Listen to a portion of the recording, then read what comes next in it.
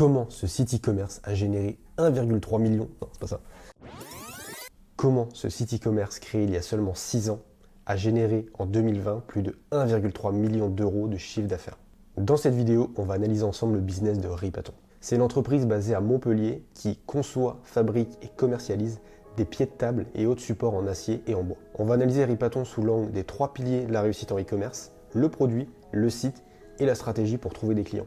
L'objectif est de comprendre les facteurs clés qui ont permis à Ripaton d'avoir une telle croissance sur les dernières années, de s'inspirer des meilleures idées et de les appliquer sur ton e-commerce. On va également voir comment ils ont réussi à rendre le pied de table sexy. Avant de commencer, je vais me présenter rapidement. Donc moi, je m'appelle Jérémy, je suis le cofondateur de Seos. Seos, c'est quoi? C'est une société qui aide les e-commerçants à développer leur chiffre d'affaires et leur rentabilité. On a déjà accompagné plus d'une centaine de e-commerçants et dans cette vidéo, je vais te partager mon retour d'expérience. Maintenant, on est parti pour l'analyse de Ripaton. On va analyser leur business sous l'angle des 3 piliers de la réussite en e-commerce. Alors j'ai déjà fait une vidéo sur le sujet, donc moi je te conseille de commencer par là, je te mettrai un lien. Donc le premier pilier, c'est le produit, à savoir est-ce qu'il y a une demande et un marché pour les produits que je vends sur mon site e-commerce. Alors évidemment, on va passer relativement rapidement, car si le site fait aujourd'hui environ 100 000 euros de chiffre d'affaires par mois, c'est bien évidemment qu'il y a un marché et une demande. Du coup, quels sont les indicateurs sur lesquels je me baserai pour analyser cette demande et ce marché? Le premier indicateur qui est intéressant, c'est Google Trends. Google Trends, il vous indique l'évolution de l'intérêt pour une recherche. On voit que l'intérêt pour les pieds de table sur Google au cours des 5 dernières années est relativement stable, voire même en croissance sur les dernières années. Le deuxième indicateur qui est plutôt positif, c'est quand on tape pied de table sur Google, on voit qu'il y a énormément d'annonces. Donc il y a plusieurs entreprises qui vendent des pieds de table sur Internet, à la fois sur Google Search, mais également sur Google Shopping. C'est un excellent indicateur parce qu'ils mettent de l'argent, donc ça veut dire qu'ils en gagnent. Et le dernier outil qui est intéressant pour analyser la demande et le potentiel du marché, c'est le Google Keyword Planner. Donc le Google Keyword Planner, en fait, là j'ai tapé pied de table dedans. Donc on voit que pour pied de table, il y a à peu près 27 000 requêtes par mois, ce qui est quand même un bon marché déjà. Et on voit qu'il y a également beaucoup de mots-clés similaires, un peu plus spécifiques. Donc pied de table industriel, pied de table en métal, pied de table ronde centrale, pied de table basse. On voit qu'il y a une demande pour des mots-clés assez spécifiques. Donc en général, c'est plutôt rassurant. Ça veut dire qu'il y a vraiment des acheteurs en fait qui cherchent ces produits sur Internet. C'est tout ce qu'on veut pour un e-commerce. Le combo des trois, donc la demande qui est croissante sur les 5 dernières années, les concurrents qui sont déjà en place et qui investissent de l'argent sur Google Ads, plus le fait qu'on voit qu'il y a beaucoup de gens qui recherchent des pieds de table sur Internet avec des requêtes assez spécifiques, en fait ça nous prouve qu'il y a un marché, il y a une demande, il n'y a plus du coup qu'à venir la capturer. Donc maintenant on va analyser le site de Ripaton et vous allez voir que c'est très intéressant. Il y a un gros travail qui a été fait sur le site pour inspirer confiance et donner envie d'acheter. Donc le premier point qu'on va analyser ensemble, c'est comment Ripaton inspire confiance aux nouveaux clients qui se rendent sur le site. La première chose déjà, c'est qu'ils mettent en avant le nombre de clients qu'ils ont déjà servis. On voit donc dans la barre en haut qu'il y a plus de 15 000 clients qui ont déjà passé commande chez Ripaton. Donc ça, c'est très rassurant. On voit également que les avis sur les produits sont très positifs. Noté 9,5 sur 10 sur plus de 2500 avis. Donc ça, c'est un des éléments qui rassure le plus, c'est-à-dire que la personne va se rendre compte qu'il y a déjà des gens qui sont venus sur le site, qui ont passé commande, et qu'en plus, ils ont été satisfaits. Donc ça, c'est vraiment l'élément crucial pour inspirer confiance, c'est la preuve sociale. Et là, on voit que Ripaton le met en avant un peu partout sur le site, aussi bien sur les pages produits que sur la page d'accueil. Un autre élément que Ripaton utilise pour créer de la confiance, c'est la preuve sociale par l'autorité. On voit en fait que sur leur site, ils ont cité des médias et des figures d'influence dans leur milieu qui ont utilisé leurs produits et qui les ont appréciés. Donc on voit les petits franchises, Grazia, Maison et Travaux, Marie-Claire Maison. Donc tout ça en fait, c'est des sites qui ont une belle notoriété, une belle image de marque également. Et du coup, Ripaton vient se greffer à eux en disant que ces sites-là ont validé les produits de Ripaton. C'est un très bon moyen en fait de prendre le capital confiance de ces sites et de vous l'attribuer. Un autre élément qui est fondamental pour inspirer confiance, c'est rassurer sur la facilité pour les clients de vous joindre. Donc là, on a un chatbot en bas à droite du site, on peut parler directement à Ripaton et on a même un numéro de téléphone et une adresse email. Donc concrètement, en fait, ça fait très accessible et ça va rassurer les gens sur le fait qu'il y a une vraie entreprise derrière et que s'il y a un problème, ils peuvent la joindre et qu'ils trouveront une solution ensemble. En plus de ça, on voit qu'ils ont mis leur adresse et bien évidemment, je ne vais pas vous les montrer, mais les CGV et les mentions légales sont en place et tout ça, en fait, ça participe à créer de la confiance envers l'entreprise qui vend les produits. En gros, ce qu'il faut retenir, c'est que Ripaton a été très fort car grâce aux avis clients positifs, on a confiance en les produits que Ripaton vend sur son site. Grâce à tous les aspects de contact, donc le chatbot, le numéro, l'adresse email, on a confiance en l'entreprise et en la société du coup qui est derrière le site e-commerce. Et le site e-commerce en question, globalement, vous pourrez aller voir que le design est cohérent, pertinent. On n'a pas l'impression que c'est une entreprise un peu louche derrière. Donc Ripaton rassure sur le produit, le site et l'entreprise.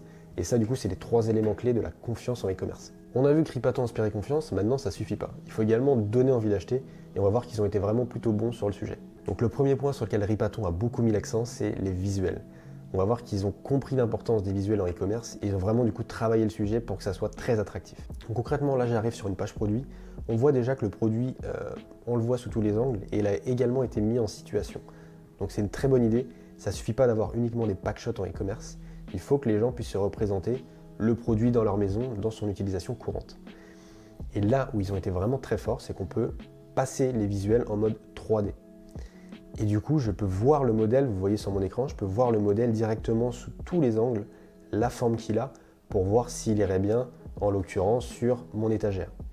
Donc là, c'est vraiment très fort, ça permet à la personne de bien se représenter le produit, de le bouger lui-même et de l'avoir quasiment comme s'il l'avait en physique devant lui. Donc là, très très bon point. Maintenant, il ne s'arrête pas là. Et sur le bas de la page, en fait, ils ont créé une animation qui montre comment installer le produit. Donc là, c'est vraiment très fort. On passe la souris dessus et le client, du coup, peut se représenter la tête du produit, comment l'installer. Du coup, il comprend que c'est pas compliqué à installer, la facilité d'utilisation. Et du coup, ça permet aussi, encore une fois, de se visualiser avec le produit. Donc l'aspect visuel a été très travaillé. C'est un des points les plus importants pour donner envie d'acheter en e-commerce. Donc ça a un impact sur le taux de conversion qui est énorme. En plus de ça, là où ils sont très forts, c'est qu'ils arrivent à synthétiser les éléments qui les différencient de la concurrence. Donc on voit par exemple pour ce produit qu'on a une petite présentation textuelle assez bien amenée et qui va nous donner le positionnement de la marque. Tout de suite après, ils mettent en avant 3 arguments synthétiques qui viennent les différencier des concurrents. Donc les vis fournies, la fabrication avec amour dans l'atelier et la livraison sous 48 heures. Donc ça c'est important parce que c'est des éléments très synthétiques que la personne va voir instantanément en arrivant sur la page produit et va les imprimer très rapidement. Après, c'est différencier des concurrents avec les éléments synthétiques. Ils nous mettent en avant les avis. Donc on l'a vu tout à l'heure, super important, avoir des avis clients satisfaits, c'est un des meilleurs moyens de revendre. Donc plus vous avez d'avis satisfaits, plus votre taux de conversion va être élevé, tout simplement. Là où ils sont forts, c'est qu'ils proposent à la fois des garanties et des facilités de paiement. Donc on voit qu'ils ont le paiement 3 fois sans frais, qui est une très très bonne idée. Le retour facile, donc là c'est l'inversion du risque. Il ne faut pas que la personne prenne un risque à acheter chez vous. Donc le retour gratuit et le retour facile, c'est un des meilleurs moyens de le faire. Comme ça, si ça ne lui plaît pas, elle peut retourner les produits. Et lui, du coup, il ne prend pas de risque en mode je vais avoir les produits chez moi, ils ne vont pas me plaire, qu'est-ce que j'en fais? Et enfin, du coup, la livraison gratuite, qui est aussi un très bon argument de vente. Ils la mettent à partir de 169 €. C'est une bonne idée, ça permet d'augmenter le panier moyen et d'encourager les gens, du coup, à aller acheter plus de produits pour profiter de la livraison gratuite. En gros, leur structure de page produit est très intéressante parce qu'ils reprennent tous les éléments importants et ils les synthétisent dans le premier cadre. C'est-à-dire que la personne arrive sur la page produit, elle n'a même pas besoin en fait de descendre, elle voit directement tous les éléments qu'elle doit voir. Donc la petite présentation pour annoncer le positionnement de la marque, les éléments différenciants avec les concurrents, les avis clients satisfaits pour positionner la marque sur sa preuve sociale, et enfin du coup des éléments de réassurance, de garantie sur le paiement, les retours et la livraison gratuite. Ils ont également mis tous les moyens de paiement disponibles sous le bouton ajouter au panier. Et là, ce qu'on peut souligner, c'est qu'ils arrivent à créer une image de marque et un positionnement cool pour des produits qui sont pas spécialement très sexy. Un support étagère murale, bon, ça fait pas rêver tout le monde, mais néanmoins, on voit qu'avec leur positionnement, le fait qu'ils fabriquent leurs produits eux-mêmes et tout leur visuel, ça crée de la sympathie, ça crée de l'affect pour la marque. Le dernier point où ils ont été vraiment excellents sur les pages produits, c'est la partie objection. En fait, ils taclent la plupart des objections classiques sur leurs produits. Ils nous expliquent en fait sur quel type de projet on peut utiliser le produit en question, les conseils et astuces pour bien l'installer. Donc ça lève l'objection principale, j'imagine, pour leur produit qui va être « Ah mais moi je sais pas faire ça, moi j'ai pas envie de l'installer, ça va me prendre trop de temps ». Ils ont créé un article de blog, des vidéos explicatives et même du coup l'animation qui vous montre en fait que globalement le montage et l'installation c'est très simple. Donc mettre une FAQ sur les pages produits et tacler les objections qui reviennent souvent, c'est une très bonne idée du coup pour rassurer et simplifier le passage à la caisse des visiteurs du site. Donc maintenant, on va voir comment Ripaton fait pour trouver de nouveaux clients et amener des visiteurs sur son site. La première partie de leur stratégie repose sur les réseaux sociaux. Donc on voit que Ripaton est présent sur Pinterest avec une page à 7600 abonnés, également sur Instagram avec une page à plus de 60 000 abonnés et sur Facebook également avec une page qui tourne environ à 40 000 abonnés. Donc la première partie de leur stratégie en fait repose sur l'organique et des réseaux sociaux. Ils vont amener du trafic grâce aux gens qui vont découvrir leur contenu sur les réseaux, créer de la sympathie, également entretenir un lien de confiance avec leurs clients. Et ça va amener du coup des gens sur leur site. Donc en plus du trafic organique des réseaux sociaux, ils ont également une stratégie d'acquisition payante. Donc ils font des campagnes publicitaires sur Facebook. Donc comme on peut le voir ici, ils ont à minima une stratégie de remarketing sur Facebook. C'est-à-dire que les personnes qui viennent sur leur site sans effectuer d'achat, ils vont les recibler donc sur Facebook et Instagram avec, on peut le voir, un code promo. Probablement qu'ils ont aussi une stratégie d'acquisition client, c'est-à-dire là vraiment aller chercher du nouveau client qui ne nous connaissent pas, qui ne sont pas encore venus sur notre site pour générer des ventes. Donc sur Facebook et Instagram pour leur publicité, ils utilisent à la fois des vidéos mais également des visuels fixes, donc des images pour maximiser leur portée et parler à leurs clients de différentes manières en fait. Ils peuvent passer leur message sous différents formats et c'est une très bonne idée du coup pour convaincre tout le monde. Alors je ne peux pas le voir concrètement mais il y a de grandes chances qu'ils fassent également de la publicité sur Pinterest dans le sens où ils ont installé le pixel de Pinterest pour suivre les conversions. Donc en plus de leur stratégie organique sur Pinterest, ils doivent faire un peu de publicité. C'est un très bon moyen surtout pour leur industrie du coup d'amener des personnes intéressées par ce sujet et de les amener sur leur site. Donc là on a vu la partie réseaux sociaux, on a vu qu'ils faisaient beaucoup d'organique avec des pages bien ficelées avec beaucoup de visuels pour créer une communauté.